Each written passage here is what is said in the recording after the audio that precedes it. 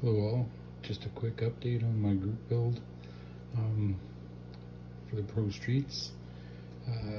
Haven't really been busy on the model too much. I've been trying to print some parts on my new 3D printer. It's always a labor of love trying to get the settings and figure that all out. But I know I'm not using the stock chassis. I'm going to try to keep the interior tub. I've cut out the wheel wells there, right there. I'm gonna move them inward once I fit them to the chassis. Once I decide what main chassis I'm gonna use, I've scribed the body lines deeper on all the panel, or on the trunk and the doors, and that all done. I printed off this bottom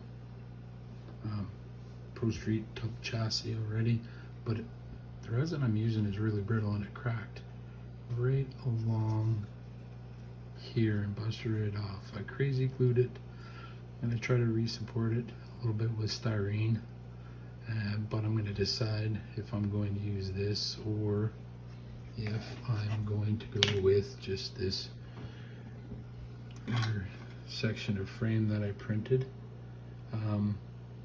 And then put it on a scratch built floor pan, sorry, and then cut out all the interior pieces and make a new firewall and put that in as the chassis I'm going to use. I mean, there's not very many parts from the kit I'm using. I'm going to use the main roll bar, but I'm going to add to it. I'm not going to use the rad support. I'll build my own. Got the valance pans and roll pans in the front and rear. I'm going to use the stock dash. The firewall is something to be desired. I mean, it's not very good. I'm probably just going to cut it out flat straight across here, add to the bottom of it, and then flatten it. I'll cut out the fan and the brake booster and sand down the wires, make it flat, kind of like I did with my duster over here. And then I'll mount it on the tub and I'll get that all going good. The hood, it's kind of already marked to cut out, so you can put a hood scoop on it, but I'm not going that big.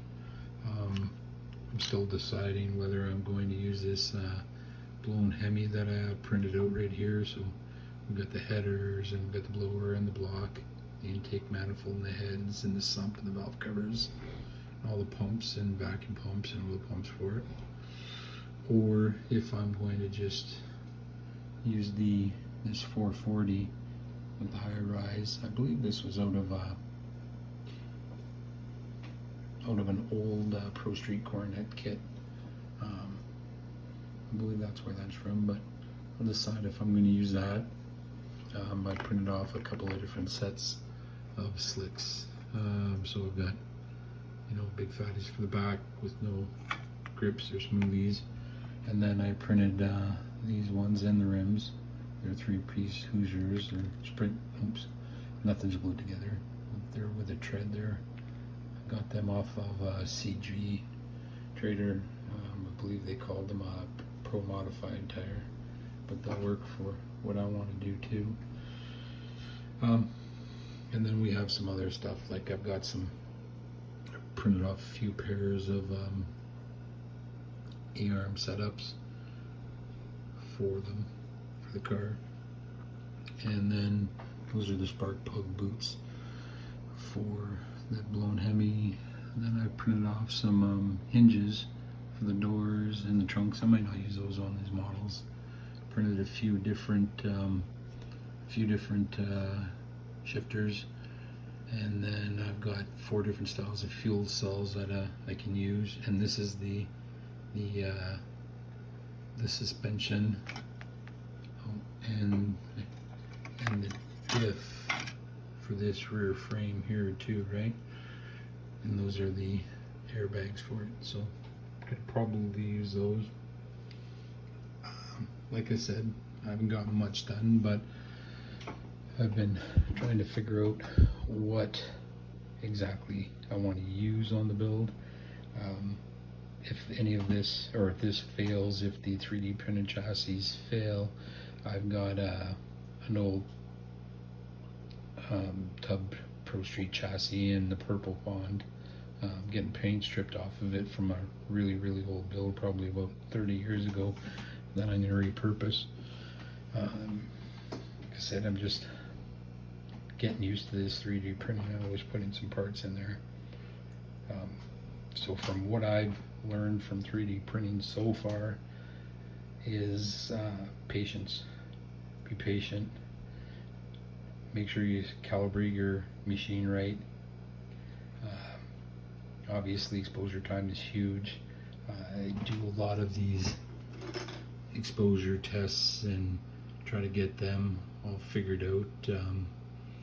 There's a lot of good YouTube videos on how to set up that. Another big one I found was lift height.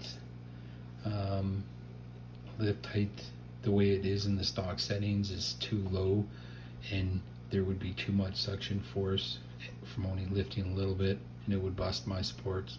So I had to bring it up a little bit higher, and I got a lot better success then. And just cleanliness with it when you're done for the day.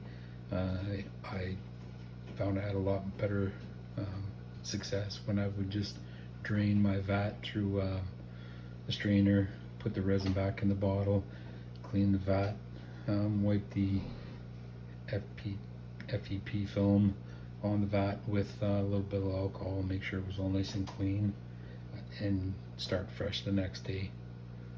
The one thing I really found out, I was doing this in what's going to be my hobby room in the basement, and I had the windows open, and it got really cool one night, and if it's not 21 degrees Celsius, resin does not like working. So another little bit of information shared. If anybody is really new to it, don't set your air conditioner to 65 and leave it running in your room, and don't leave your windows open and let your room get cold. Resin doesn't like it. You have to heat it up, warm up the room to get it to work better.